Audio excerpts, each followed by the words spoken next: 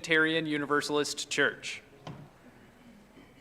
Whoever you are, whomever you love, wherever you are on your life's journey, you are welcome here. We are so happy that you've chosen this YouTube channel, this Sabbath, this sanctuary in time. We know that you have so many options on Sunday morning, and that you chose to be here is something that we celebrate. We extend an especially warm welcome to our visitors and anyone who may be watching our service online for the first time. Please complete our Get in Touch online form by clicking the link below the video description. We now invite everyone to greet each other in any way you possibly can. Elbows if you're here, and if you're joining us online, please say hi and leave an emoji in the chat. I'm going to put this forward just so you are a little bit louder. Great job. Fantastic. Off to a fantastic start. Wonderful. Okay, then you just say that, and then you're done until the chalice lighting. Fantastic. And then when you're done, you put it over here. All right.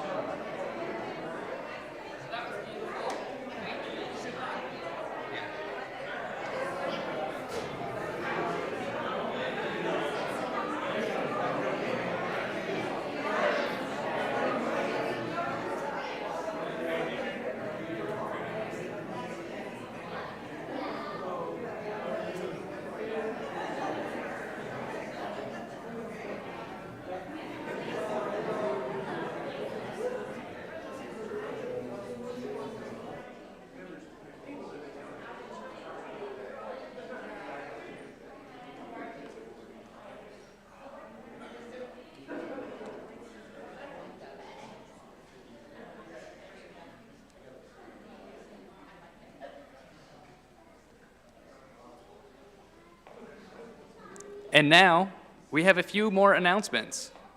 Thank you.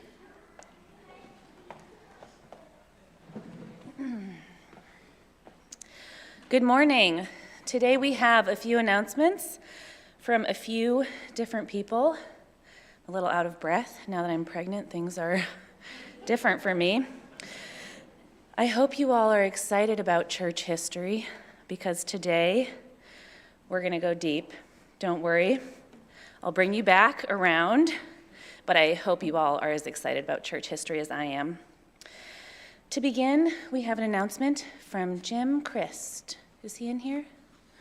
Okay, we will then go on. He'll be back. He'll be second. Now, let's have Jen Lacey come up.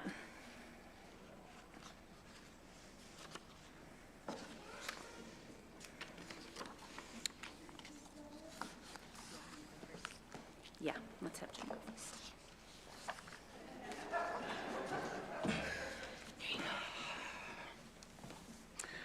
Good morning. Good morning. We're all out of breath. Oh my gosh. It's beginning to look a lot like auction. Everywhere you go, there's a link in your church email, one on Facebook as well, to tell you how to donate so you'll know. It's beginning to look a lot like auction. Soon the bids will start. And the thing that will make it real is the feeling that you feel when you do your part.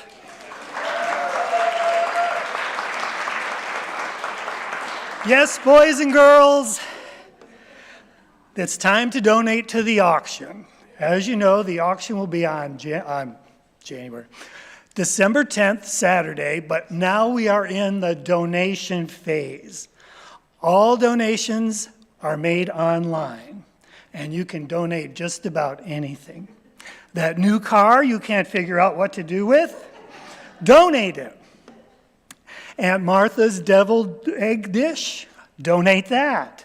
That intimate gathering for 50 people you want to host, donate it. Anything can be donated except maybe children, pets, and controlled substances. Do you need other ideas? we've created an informational web page that includes lots of donation ideas. There's a link to the informational web page in your all-church email and on the SMUUCh community Facebook group. If you don't receive or read your all-church email and aren't a member of the Facebook group, see me or Jen Nelson, and we'll be happy to send you the link. In addition to donation ideas, the informational web page also includes links to the online donation form that you'll need to use to make your donation, and to the auction website, which is live, and as donations roll in, you'll be able to check the growing catalog.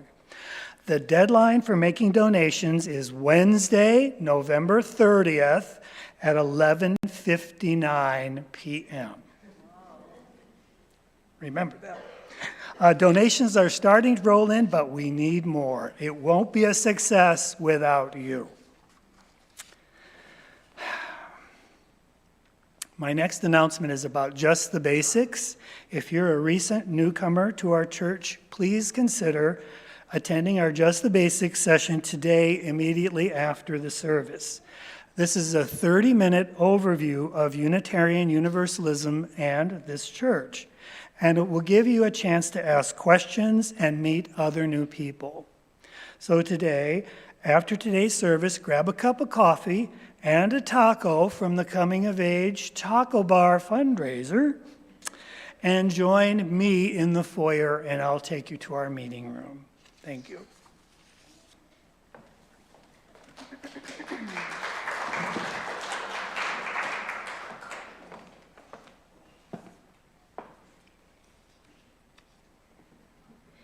And now I have an announcement from the 8th Principal Learning Team. The 8th Principal Learning Team is a group at SMUUCh who are journeying towards spiritual wholeness by learning how white supremacy informs our history, our current institutions, and our individual unconsciously biased selves in order to dismantle racism and other oppressions in ourselves and our institutions. We are proud of the work we have accomplished, especially this August when we completed two 2-hour workshops that allowed us to build trust in community by identifying our shared values and beliefs, assessed shared concerns and root causes, but also identifying why pain points exist and how to address them using our community's assets, and create a new story we would like to tell about our church community. That we are a part of the beloved community centered in restoration, education, and direct action. We plan to focus our work in the coming months around restoration through restorative justice practices. Restorative justice is a philosophy and set of practices rooted in indigenous teachings that emphasize our interconnection by repairing relationships when harm occurs, while proactively building and maintaining relationships to prevent future harm. Restorative justice is like preventative medicine that teaches us how to be in dialogue with one another. In October, I completed 16 hours of restorative justice training from the Center of Conflict Resolution in Kansas City. Beginning in January, our team will host a series of restorative justice workshops to the entire congregation that will help us all learn about ourselves in moments of conflict, how to collaborate with each other to create solutions, and begin to see conflicts not as something to run from, but as opportunities for growth and transformation. Thank you.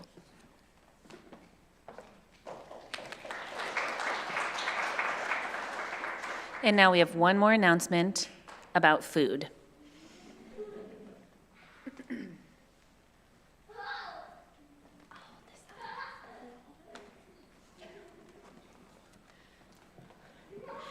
Today at the end of the service, right out there, I'm expecting we are having a taco bar for lunch, and We would love it if you would come by to have a taco, and if you would like to, we would love it if you would donate to the youth, and we accept credit cards.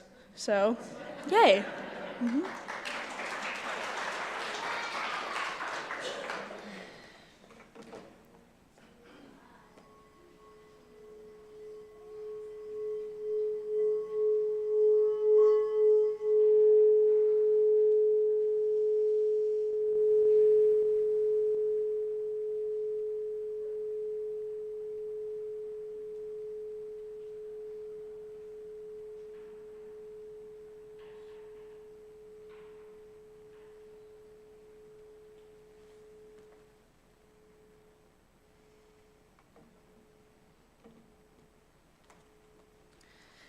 Our opening words today come from a Unitarian of old, Reverend Theodore Parker, whose words were made popular by the Reverend Dr. Martin Luther King, who said, the moral arc of the universe is long, but it bends towards justice. Come, let us worship. Please rise as you are willing and able for hymn number 318, We Would Be One.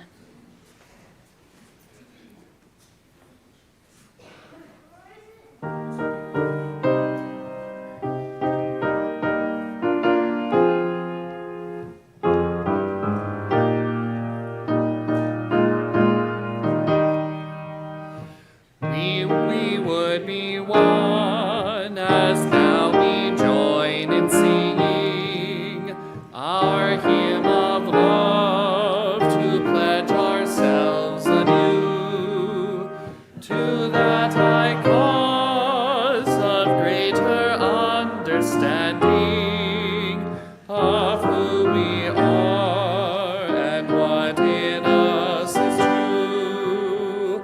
We would be one in living for each other to show to all a new community.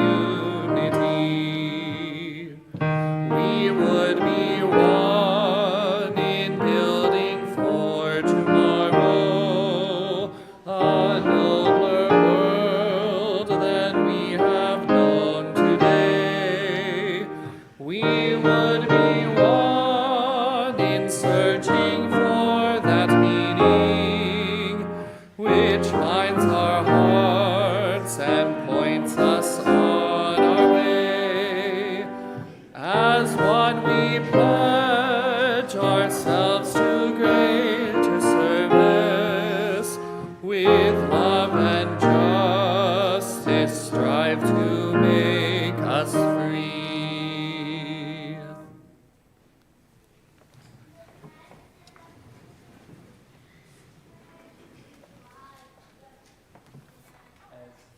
As Cleo Green comes forward to light our chalice, we invite you to join us as we recite our covenant. Let us affirm that love is the doctrine of this church, the quest for truth is its sacrament, and service is its prayer. To dwell together in peace, to seek knowledge in freedom, to serve humanity in fellowship, to the end that all souls shall grow in harmony with the divine. Thus do we covenant with one another. Each month, we as a community take time to reflect on a theme. The children do this in their classes, and we do it here in worship and in our small groups. This month, the theme is change. Conflict can make us feel scared, diminished, and like we should just give up.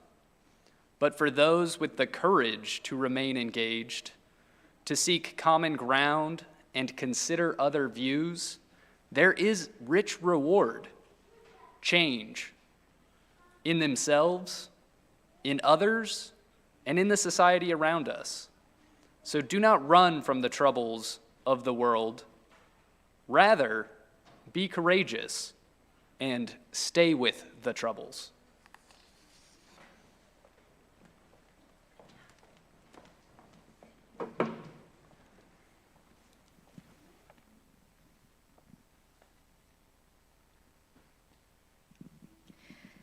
Good morning. At this time, I'd like to invite the children to come forward.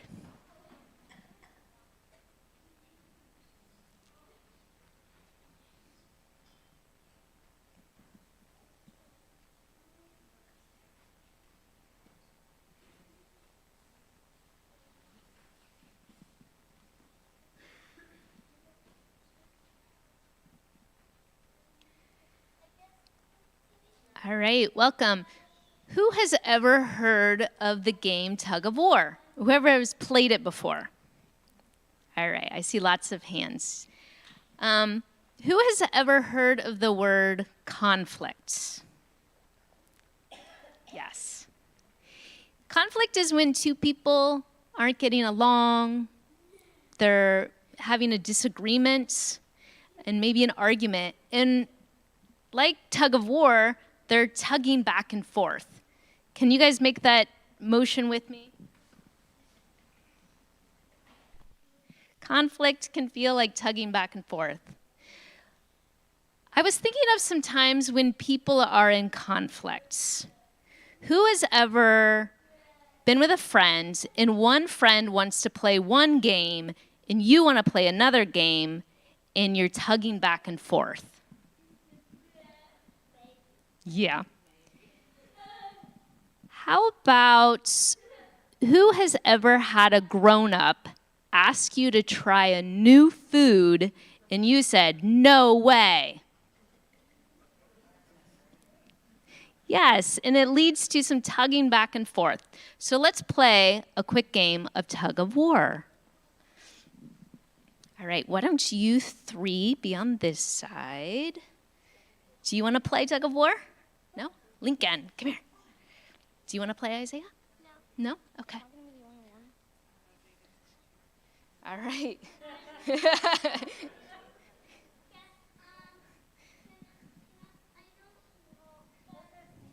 All right, let's stand up.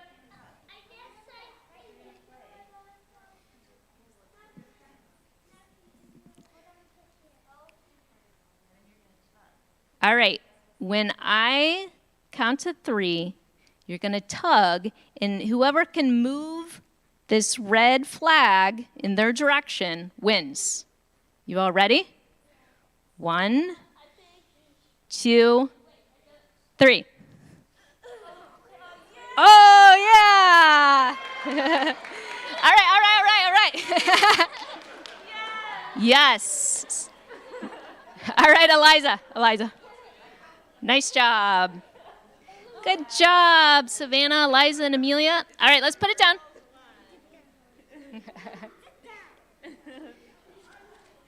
All right, that was hard, right?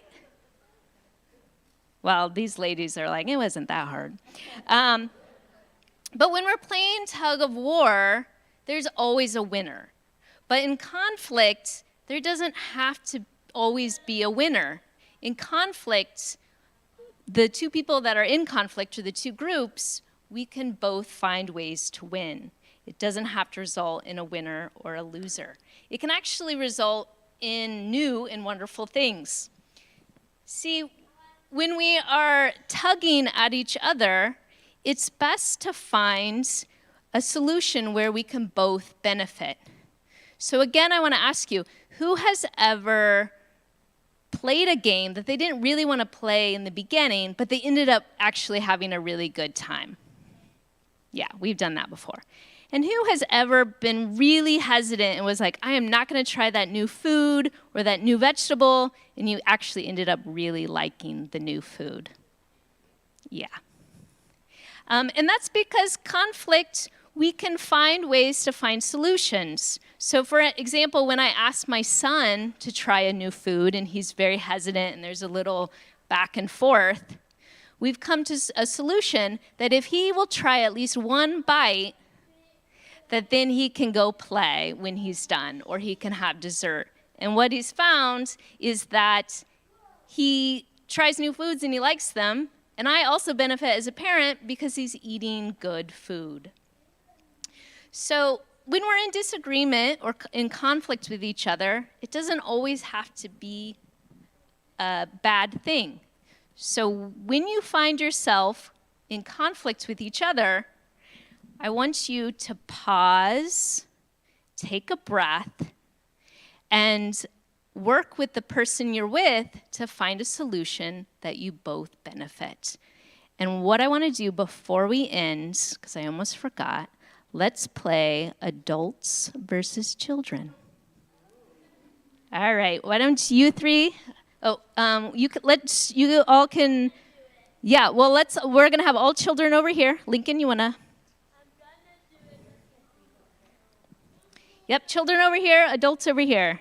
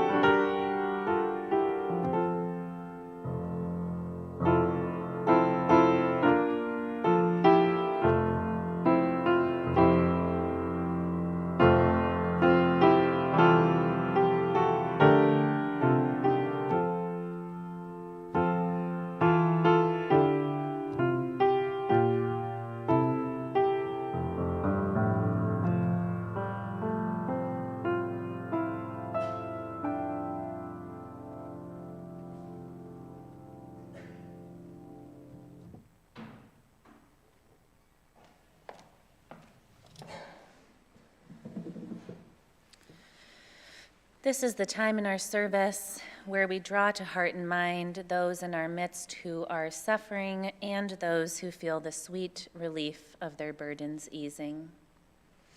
I invite you to put your feet flat on the floor, close your eyes,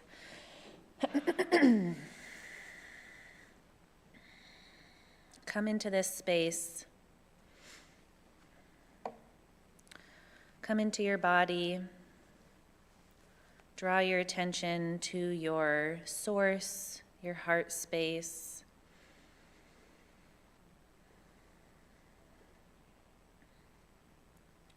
We give our love to those untangling themselves from relationships that no longer serve them. We grieve for the loss of energy and time that chronic illness and chronic mental illness takes on the body and mind. And our hearts go out to all who are struggling to make ends meet, especially those who are unhoused in this cold weather. We extend our gratitude to people who make caring for children their primary spiritual practice. And we join in wonder with all people who are bravely facing their final days.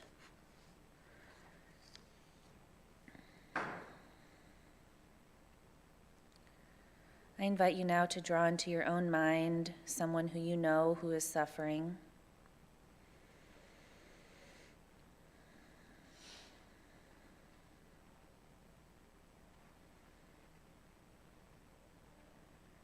Send them a well wish, a thought, or a prayer.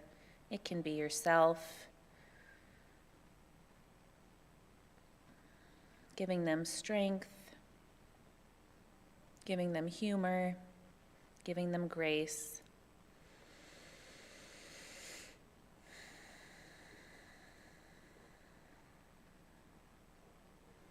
As always, we rejoice over the exquisite beauty in this world, as small or life-changing as each piece of beauty might be.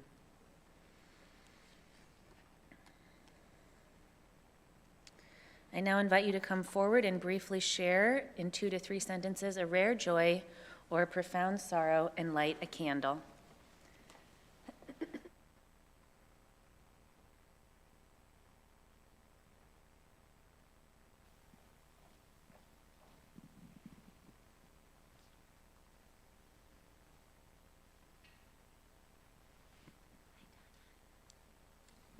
Good morning, I'm Donna Kessler. My joy is that my daughter-in-law Vanessa has spent 3 lovely days with me.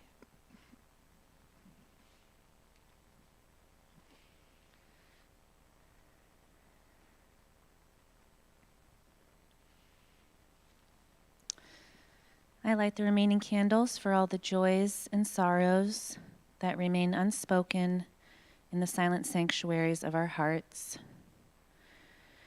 And I'll light one candle for everyone in our lives who struggles with addiction or suicidal ideation.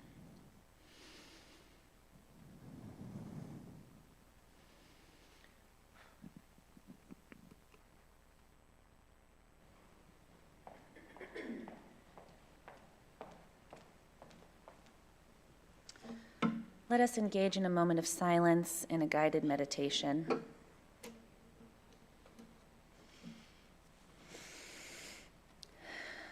I invite you to imagine that when you breathe in, your belly is like a balloon filling with water. When you breathe out, there's a spout coming out of your heart space. You can breathe in through your nose and out through your mouth.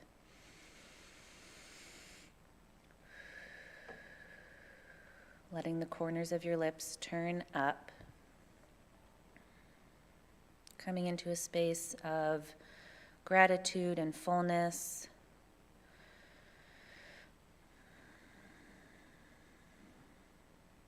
As we begin to breathe or meditate, oftentimes our body is not accustomed to it. But after about 5 or 10 deep breaths, your body and nervous system relaxes.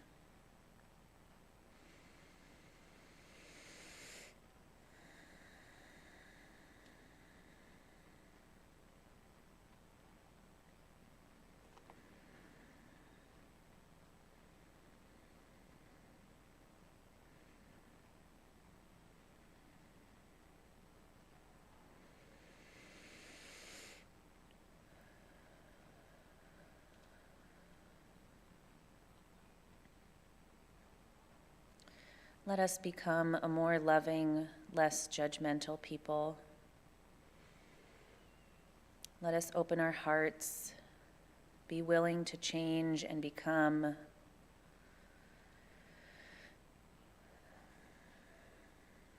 May we widen our circle of love and care, acceptance and tolerance. Stand up for what we believe in, while always maintaining the inherent worth and dignity of every person.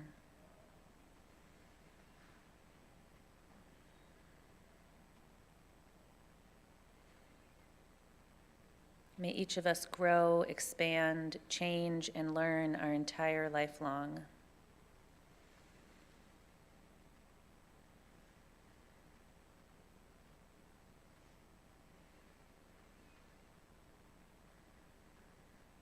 Love, come in. Come in and teach us, humble us, guide us, change us. Teach us to love ourselves, forgive ourselves, enjoy ourselves.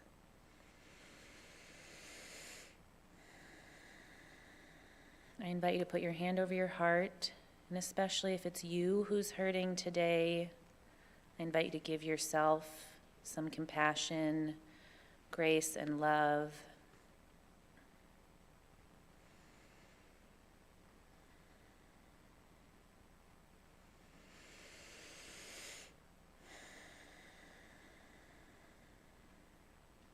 We'll do one loving kindness meditation. Please repeat after me.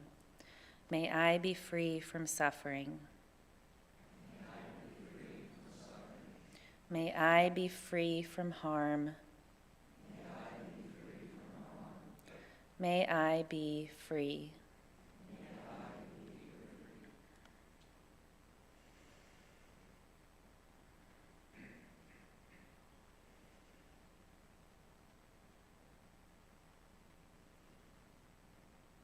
Blessed be.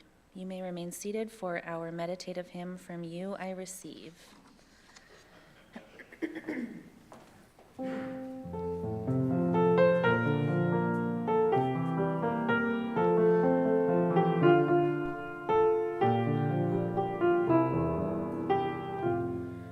From you I receive, to you I give, together we share, and from this we live.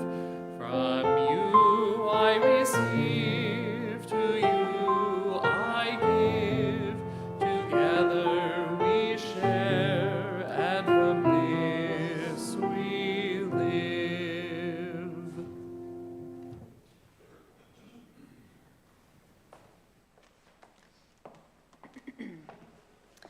Our first reading today is a primary text, which is a historical document.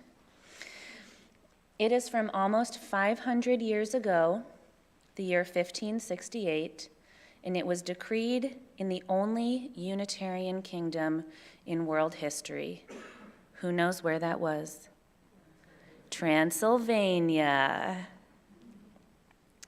It is written in an old world theist language, and it says, His Majesty our Lord reaffirms that in every place the preachers shall preach and explain the gospel, each according to their own understanding of it.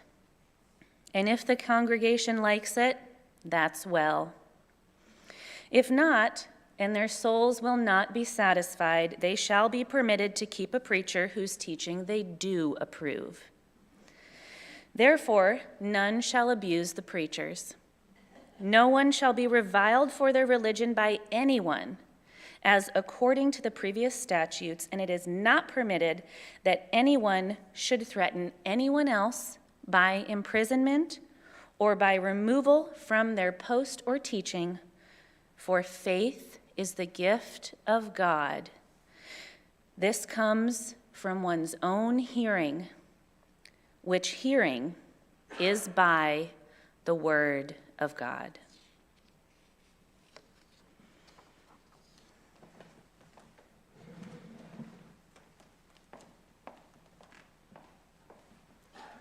Our second reading is a poem by Valerie Cower entitled A Sikh Prayer for America. In our tears and agony, we hold our children close and confront the truth. The future is dark. But my faith dares me to ask, what if this darkness is not the darkness of the tomb, but the darkness of the womb? What if our America is not dead, but a country still waiting to be born? What if the story of America is one long labor? What if all the mothers who came before us, who survived genocide and occupation, slavery and Jim Crow, racism and xenophobia and Islamophobia, political oppression and sexual assault, are standing behind us now, whispering in our ear, "You are brave"? What if this is our great contraction before we birth a new future? remember the wisdom of the midwife. Breathe, she says. Then push. Now is the time to breathe. But soon it will be time to push. Soon it will be time to fight for those we love. Muslim father, Sikh son, trans daughter, indigenous brother, immigrant sister, white worker, the poor, and the forgotten, and the ones who cast their vote out of resentment and fear. Let us make an oath to fight for the soul of America. In the words of Langston Hughes, the land that never has been and yet must be, with revolutionary love and relentless optimism. And so I pray this Sikh prayer. In the name of the divine, within us and around us, we find everlasting optimism. Within your will, may there be grace for all humanity.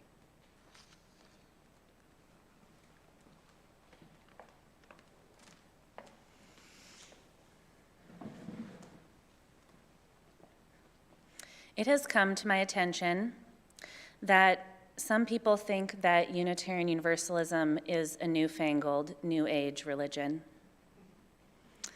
Well, far from it. Indeed, when I was a younger person, I went to live in a Unitarian village in Transylvania. They are not Universalist, they are just Unitarians. And it was there that I truly came to understand the history of our religion before it reached the eastern rocky shores of what is now called the United States. I was struck by how rooted Unitarianism is in Eastern Europe. The seminary was ancient, had been there for many, many centuries. The villages were living with 4 or 5 generations of Unitarians, the humanity of Jesus present in their songs and scriptures. The white steeple churches with the robin's egg blue walls were filled with children learning a theology not so unlike ours. I lived there for 3 months, and I came to understand a piece of our long lineage, that we are an old religion, one that is based in ancient interpretations of the scriptures, one that emerged clearly as its own solid theology 500 years ago.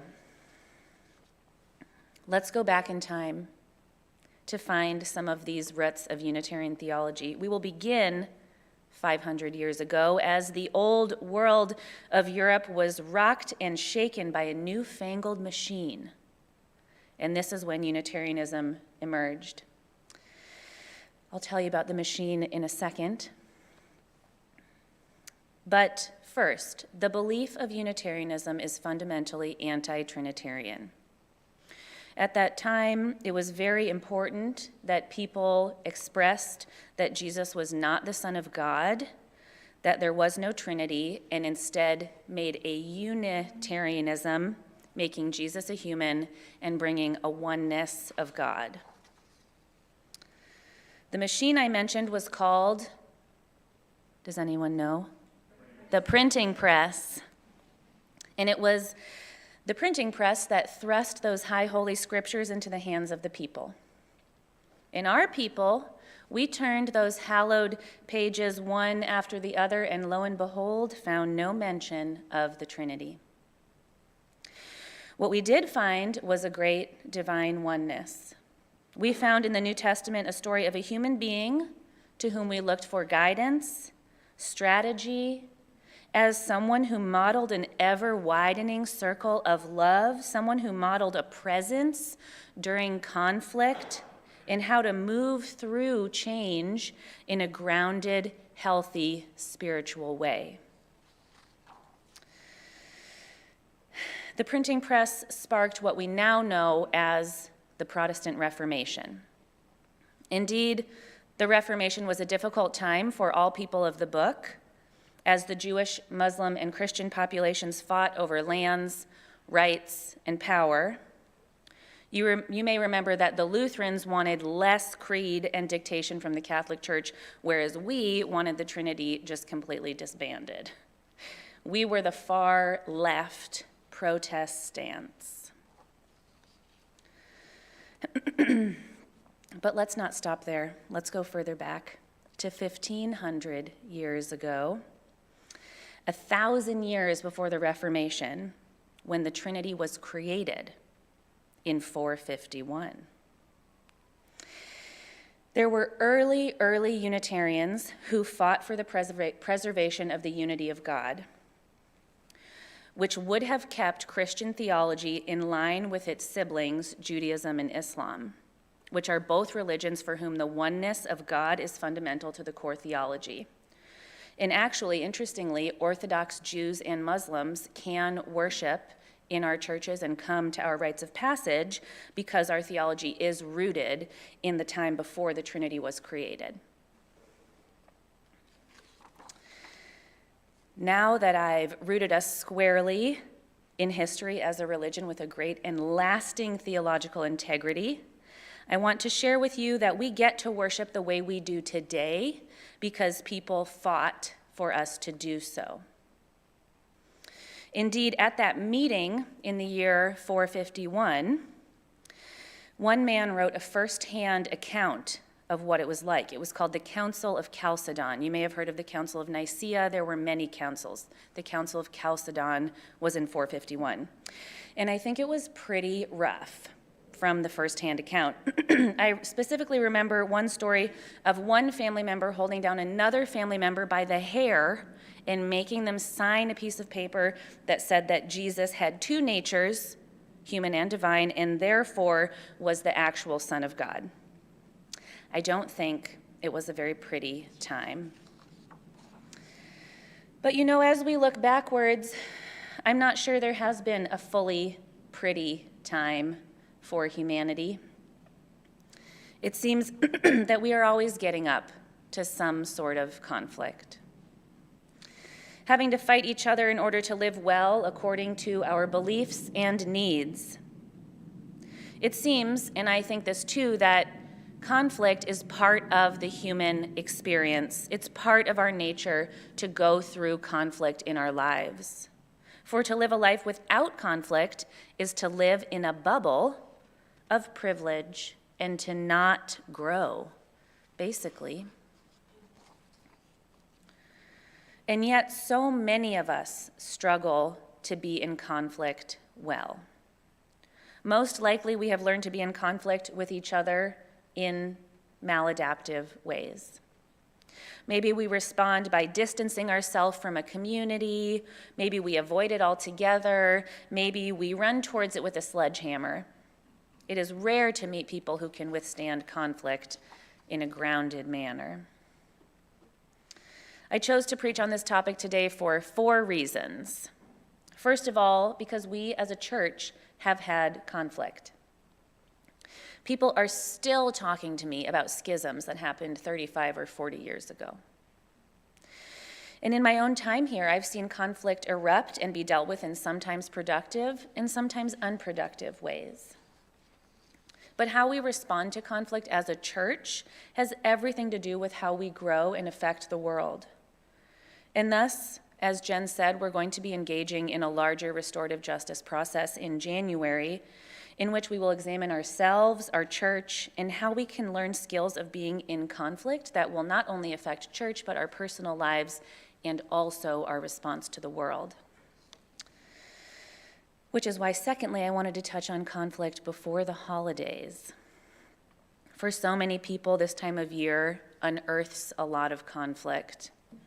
I wanted to give us a little kick in the pants to shift our paradigm around conflict so that we are more able to engage and enjoy our time with or without our families this holiday season. Thirdly, I wanted to speak about conflict because our nation is currently locked in a half-and-half divide. The election results are relieving in some ways and disturbing in others. But conflict is a reality of our everyday life in America, and it's been a trying, difficult time for all of us. And lastly, I wanted to speak about conflict because I believe that our ability to live in it as a productive and positive aspect of humanity will allow us to be more healthy spiritual beings. To be able to view conflict not as a breaking apart, but as a breaking open and a gaining of understanding and growth. This is how we are spiritually well and how we're able to grow. Because indeed, as I look back on UU history, I don't see people who got the satisfaction of their own comeuppance. I don't see people who got to see the fruits of their labor. I do see people who fought very hard and believed very strongly,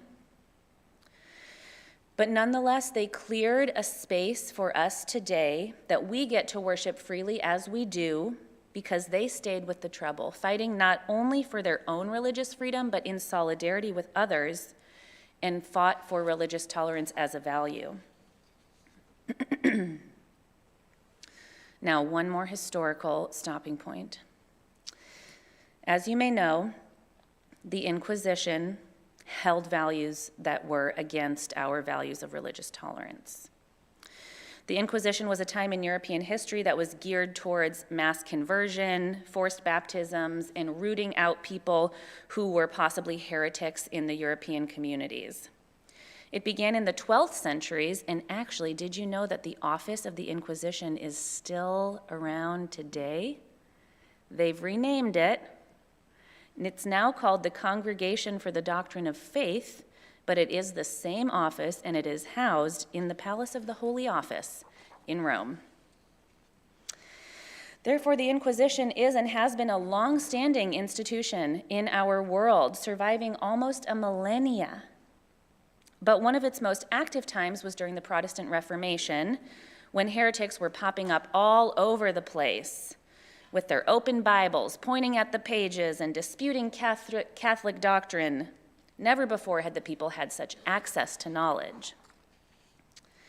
Now, this was a time that many Unitarians suffered. Ludwig Heitzer was beheaded for his belief in Jesus' humanity. Michael Servetus was burned at the stake for criticizing a book on the Trinity.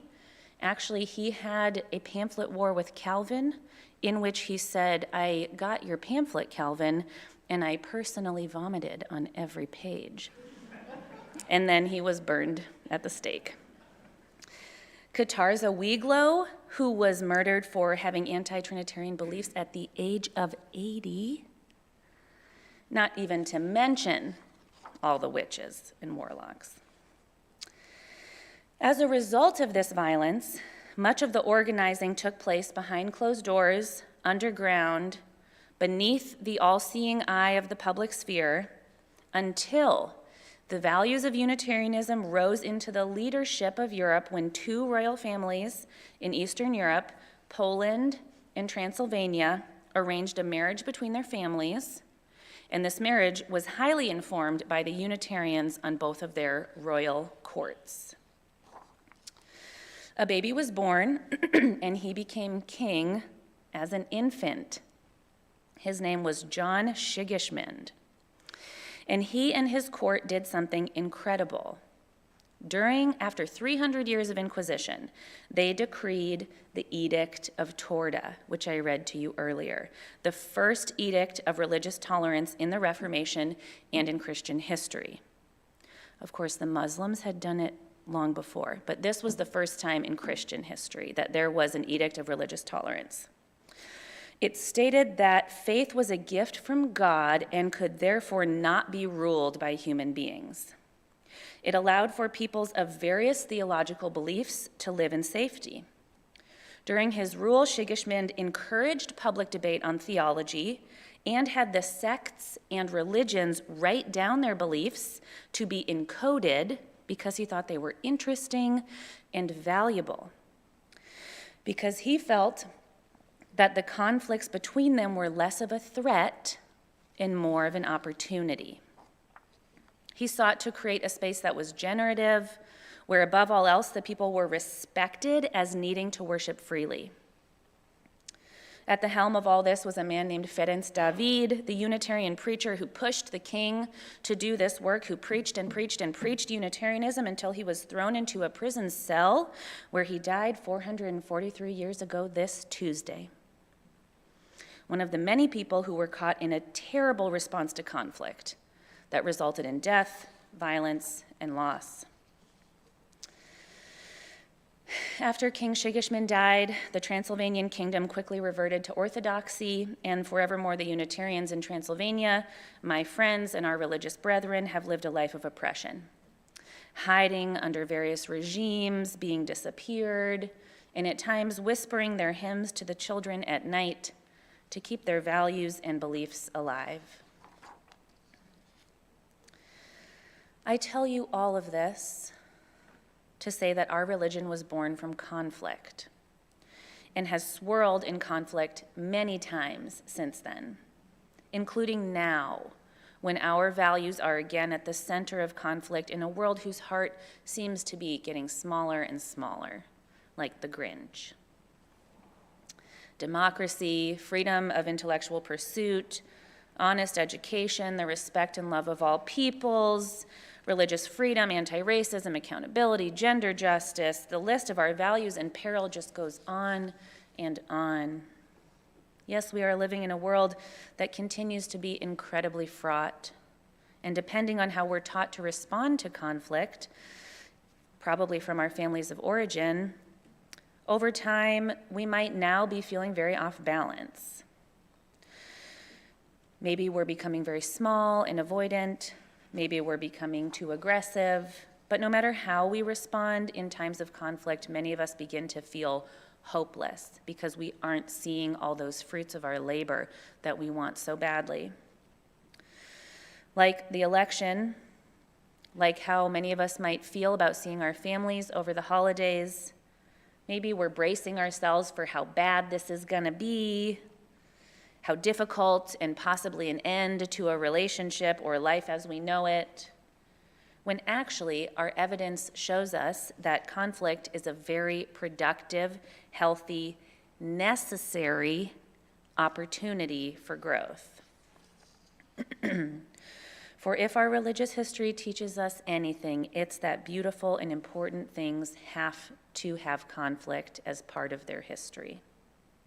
It's a necessary part of growth for our humanity, that the first child of change is loss, and that what matters is not what the conflict is about, but how we move through it. Because healthy conflict is not killing and burning people at the stake, like the Europeans were wont to do. What it is basically staying present and positive during times of distress and rooted in your values. It's about being able to make an informed instead of triggered decision about who you want to stay in relationship with and why and how. It's about a paradigm shift from the sense that conflict immediately is a tomb to the idea that conflict is a womb, that we breathe and we push, and that with labor pains will come something very beautiful, something necessary that would be lost if we were to give up. So if we practice how to move through conflict in our lives, and I do think this is something that houses of faith should be thinking about and working on, this ripples out. This shows a model for people which knits up our world of all the terrible ways we've dealt with conflict in the past, especially around religion. People don't have to die in nasty ways. People don't have to perish in a jail cell Relationships don't have to sever. Families can remain connected despite difference. A nation can learn to come together over our shared needs. Breathe and push, says Valerie Cower. Let us go into the holidays then with this breath, with the sense that conflict itself is a gift, something we are supposed to have, need to have in order to push through, so that we do push into the new world, a more loving world, a circle that is drawn wider, relying on our humanity and human reactions rather than running from what faces us, using the teachings of Jesus of Nazareth as one of the many guides who leads us to face conflict in solidarity with others and always with love, nonviolence and patience, and a goal of a more just community. No, Unitarian Universalism is not a newfangled religion. I'd argue that we've been here since Palestine year one, bringing a voice of abounding love, justice, tolerance, and humanity into this hurting world.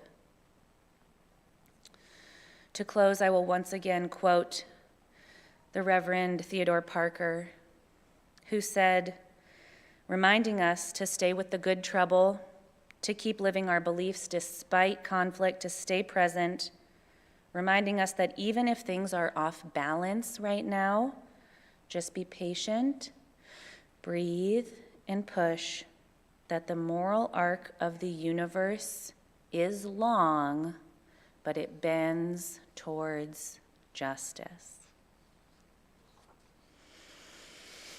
Blessed be.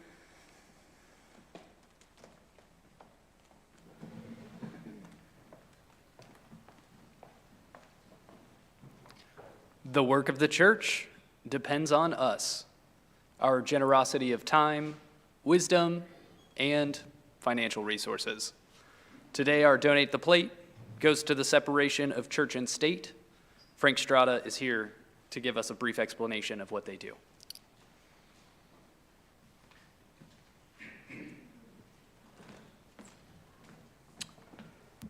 Hello, I'm Frank Strada, and what Rose and Deacon said about the long labor and the breathing and so on, I think is so applicable to what I have to say today.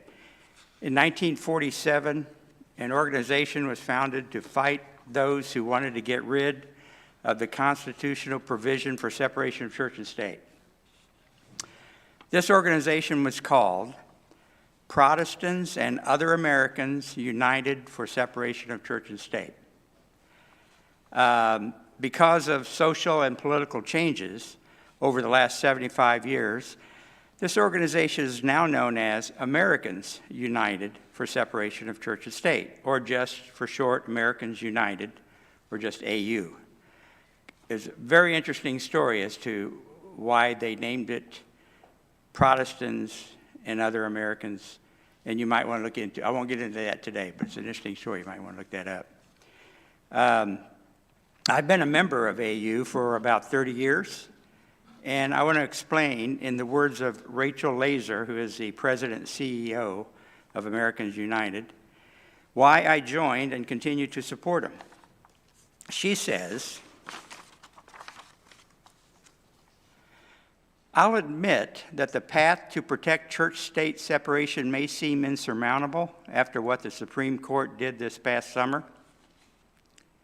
Kennedy versus Bremerton School District, the court reversed long-standing established law when it permitted a coach's coercive on-field prayer, falsely describing it as personal, while ignoring the religious freedom of public school students and their families. In Carson versus Macon, the court forced Maine taxpayers to fund religious education that is entirely unaccountable to taxpayers for the quality or content of their education. And in the other one, I'm sure you're all familiar with the Dobbs decision regarding abortion rights. And then she quotes Justice Sonia Sotomayor, who captured this dangerous subversion of freedom perfectly. She says, in 2017, I feared that the court was leading us to a place where separation of church and state is a constitutional slogan, not a constitutional amendment. Today, the court leads us to a place where separation of church and state becomes a constitutional violation. End quote. There's no getting around these blows to religious freedom. We need a national recommitment to the separation of church and state. I'd like to add my own words, something about the Johnson Amendment. Some of you may be familiar with it. In 1954, then Senator Lyndon Johnson amended the tax code to allows churches to receive tax exemptions as long as they do not endorse political candidates. And they can talk about issues, but not political candidates. So this particular, the Johnson Amendment, has been under attack. The Trump administration tried to get rid of it entirely, and the Republicans continue to work to get rid of it. That's something that AU has been defending for many years and will continue to defend. There's a lot more I could say, but I will stop at this point and urge you to check Americans United out online. Also, I have the last 4 newsletters that I get at home. I didn't save them all, so I would have hundreds of them if I did. But I did save the last 4. I will put them out on the tables in fellowship for you to peruse and after the service. And please give serious consideration to donating and joining AU in their fight to preserve separation of church and state. Thanks. Oh, and this just in. This is not endorsed. This is not an endorsement, but for better or worse, the Democrats took the Senate for the next 2 years. Just want to let you know. Thank you, Frank. We invite you to give generously to support the ongoing work of the church. The offering will now be given and received in grateful appreciation of our shared values.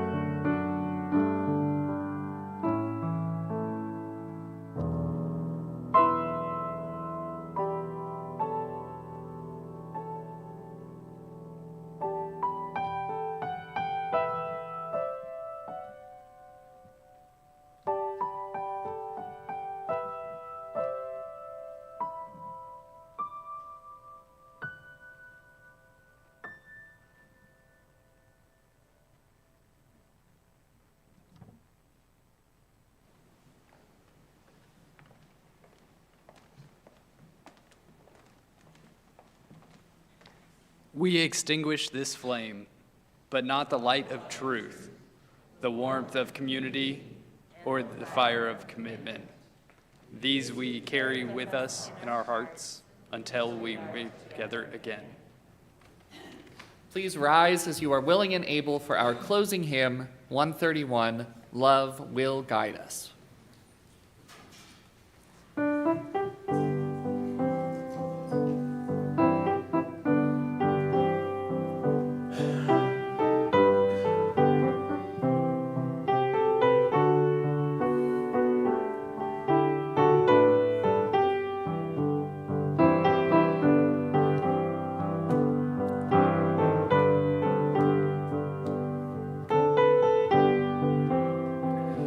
Love will guide us, peace has tried us, hope inside us will lead the way on the road from greed to giving. Love will guide us through the hard night. If you cannot sing like angels, if you cannot speak before thousands, you can give from deep within you.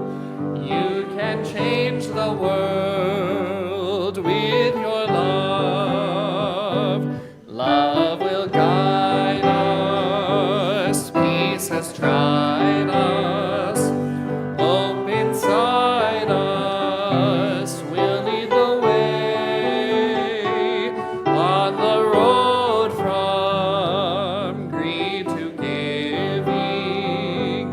Love will guide us through the hard night.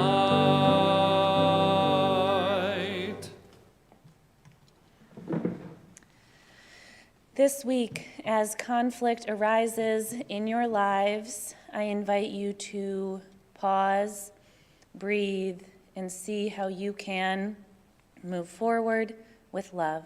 Go in peace.